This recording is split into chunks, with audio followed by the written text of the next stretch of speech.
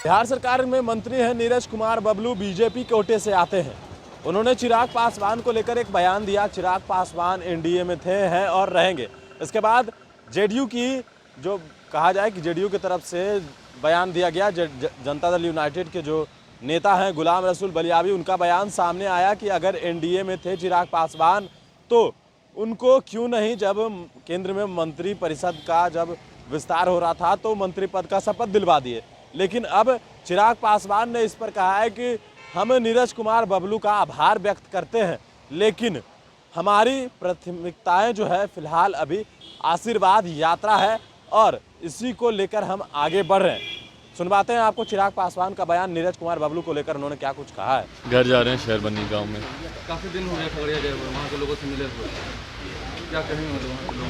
नहीं, देखिए, जिस तरीके से पिछली बार जब पापा का जब निधन हुआ था तो उस वक्त हम लोग गांव गए थे और उसके बाद इस बीच में भी मेरा एक कार्यक्रम लगा। जब ये पूरा घटना चक्र इस तरीके से हुआ तो उस वक्त भी हम लोग गांव गए थे और उसके बाद आज जा रहा हूँ। जो बरखी का कार्यक्रम हम लोगों ने पटना में किया था तो गांव में भी रह रहे तमाम परिवार के सदस्यों की इच्छा थी कि इसी तरीके का एक भोज का आयोजन हम लोग को गांव में भी हम लोगों को करना चाहिए। तो आज वही कार्यक्रम है वहाँ पर। बिल्कुल बिल्कुल जा रहे हैं गांव तो वहीं। नीरज कुमार बबलू हैं बिहार के मंत्री, कह रहे हैं कि चिराग पासवान एनडीए का ही हिस्सा है, इसमें कहाँ पूछ सकते हैं? भाई, मैंने हमेशा इस बात को कहा है कि मेरी ये प्राथमिकता ही नहीं है।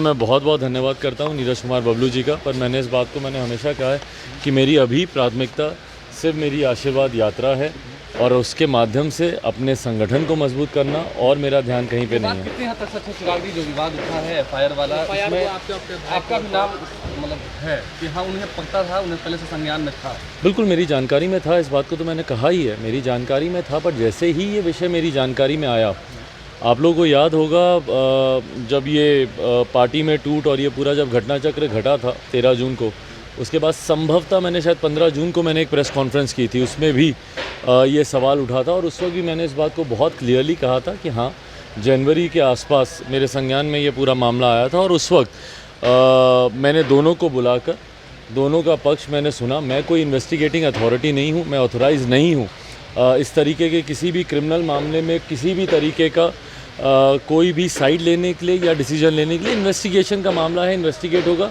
सच सामने आएगा। तो उस वक्त भी मैंने दोनों को यही एडवाइस किया था कि आप दोनों पुलिस के पास जाएं, एफआईआर दर्ज कराएं और मैटर को इन्वेस्टिगेट होने दें। और मैं आज भी इसका पक्षधर हूं कि जो भी दोषी है उसको सज़ा मिलनी चाहिए। आपके ऊपर भी मतलब बातें निकल के आ रही हैं, आपके ऊपर भी एफआईआर हुआ है, मतलब नाम उसमें मेरा नाम आया है। भाई, आप ऐसे बड़े शब्दों का इस्तेमाल कर रहे हैं जैसे मैं उसमें एक्यूज़ हूँ।